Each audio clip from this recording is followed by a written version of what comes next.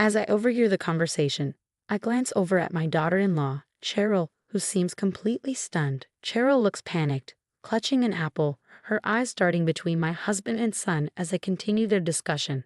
I can feel my anger starting to rise. My husband and son wrap up the conversation, making their point clear to Cheryl. When I lock eyes with her, she's trembling, and the apple slips from her hand. Ignoring her distress, I ask firmly, "Could you call them back?" Cheryl, on the verge of tears, dials my husband again. As I listen to the annoyed voices of my husband and son on the other end, I wonder what I should do next. My name is Raina, and I'm 62 years old. I've been managing household chores since I graduated from high school.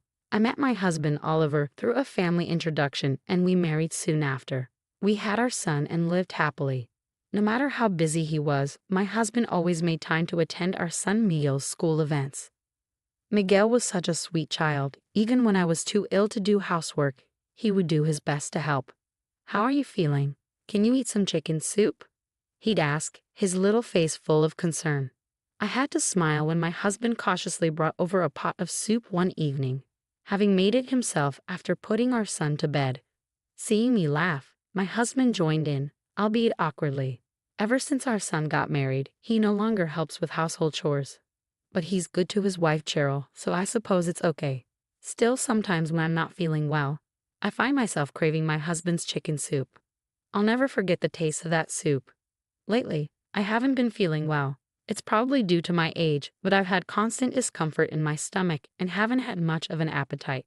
Nowadays, since we're living with my son and his wife, Cheryl handles the cooking and dishwashing while I manage the rest of the household chores.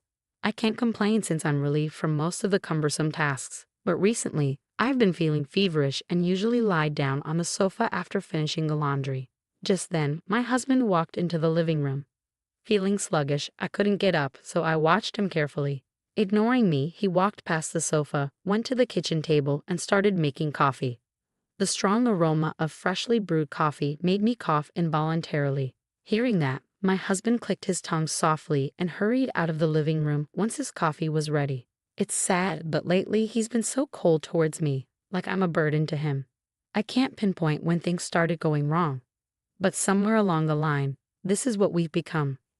Thinking of how caring he used to be made tears well up in my eyes, and I gently wiped them away with my sleeve. Tonight's dinner is meatloaf, but given my poor health, I opted for chicken soup. I'm fully aware of the hassle it takes to prepare a separate meal for one person, but lately I can't stomach the same food as everyone else. Yet Cheryl, my son's wife, made me chicken soup without a hint of complaint. What a blessing she is to our family. "Mom, chicken soup again?" Cheryl's gone through the trouble to make a nice dinner. "Isn't it rude not to eat it?"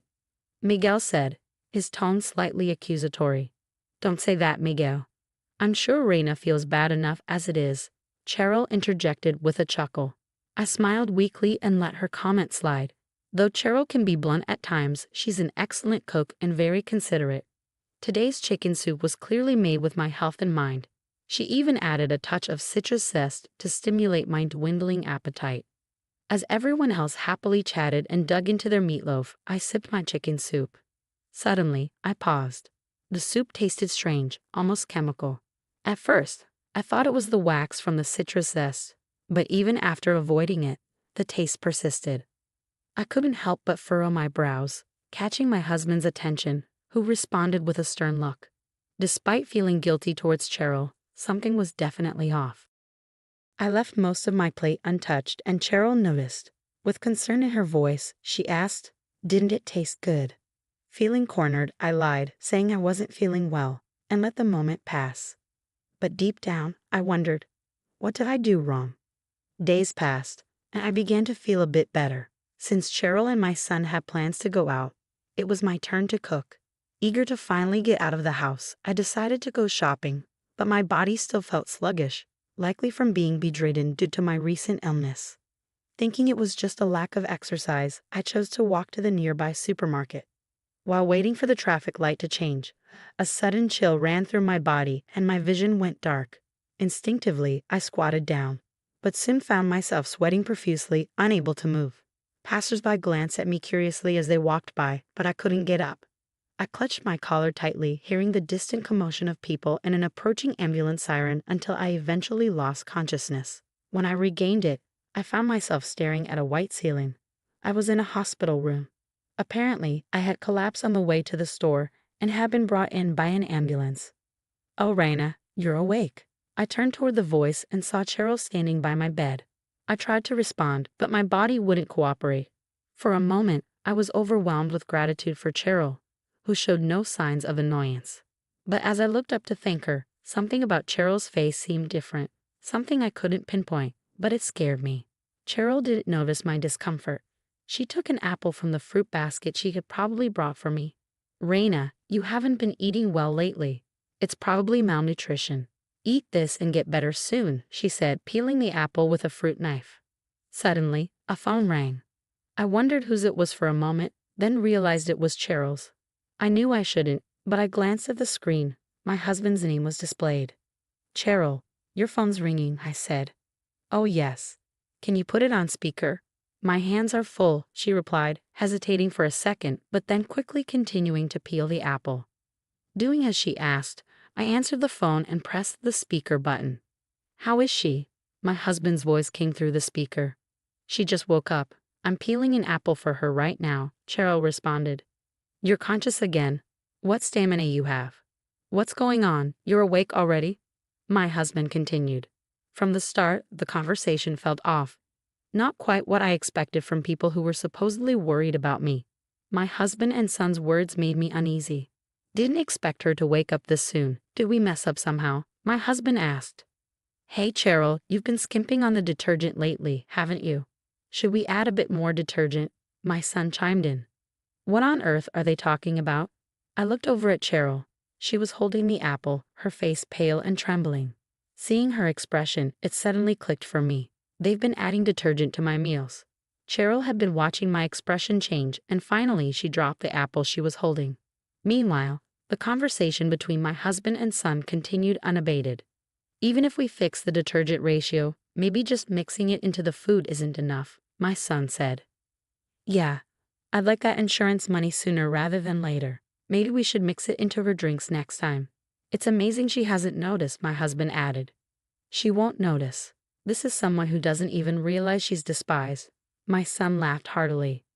As I ended the call, I clenched the bedsheets, biting my lip. How did things turn so dark?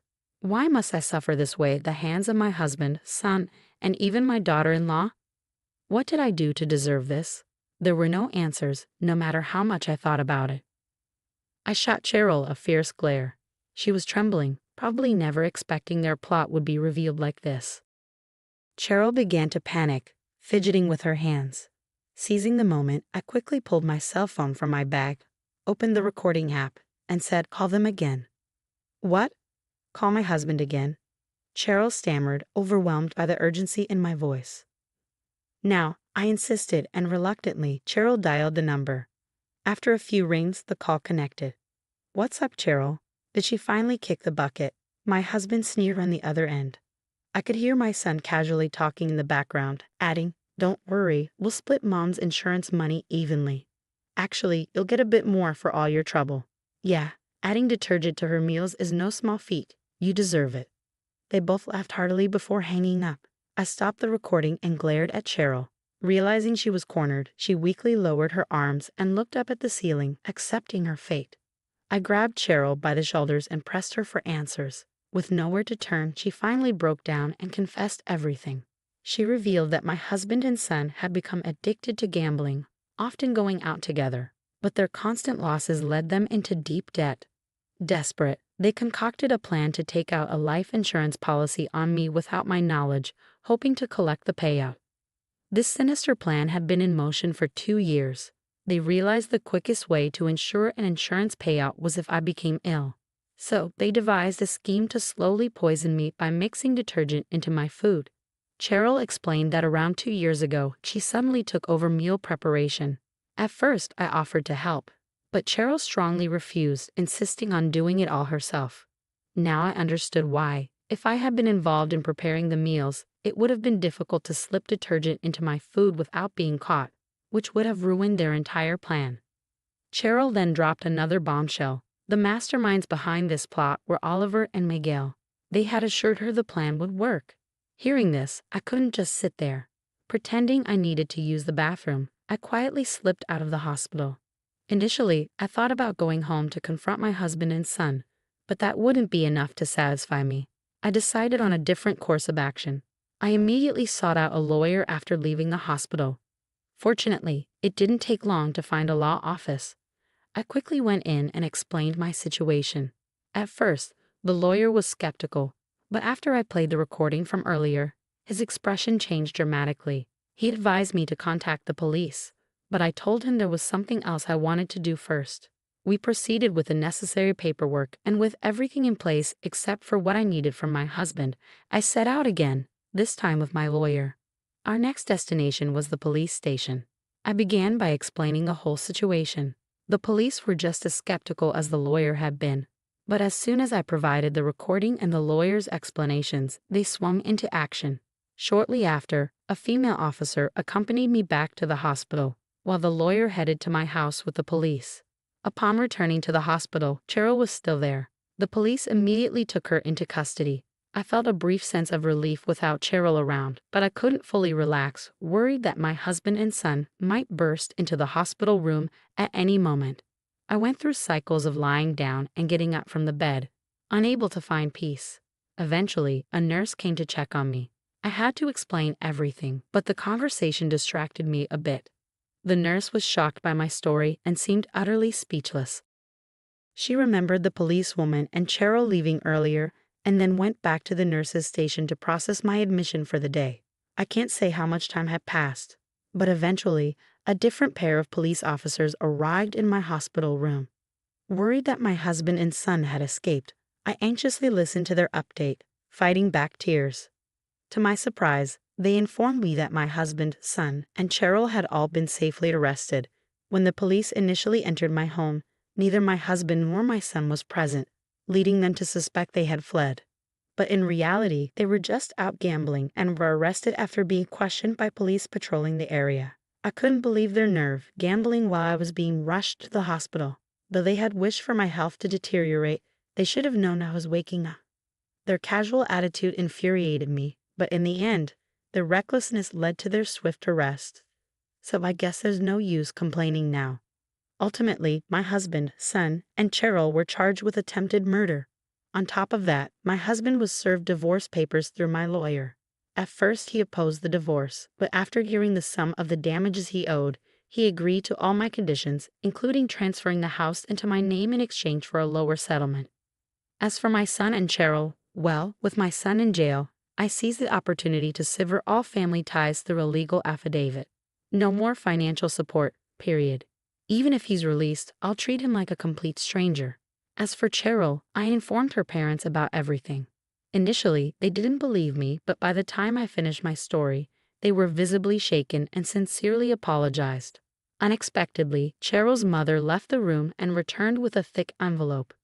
Inside was $50,000. I stood there in disbelief as they continued to apologize profusely. It seemed like they intended this as compensation. I tried to decline several times, but they insisted, almost in tears, that I accept it. So I finally did. Time passed, and I found myself in good spirits again.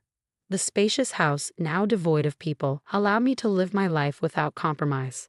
And yes, I could finally eat whatever I liked without worrying. Since that incident, I think I've become a bit of a germaphobe. When doing the dishes, I minimize the use of soap. I still think it's a waste of water, but I make sure to thoroughly rinse off any soap. It's not just for dishes. I extend this habit to showering and laundry too.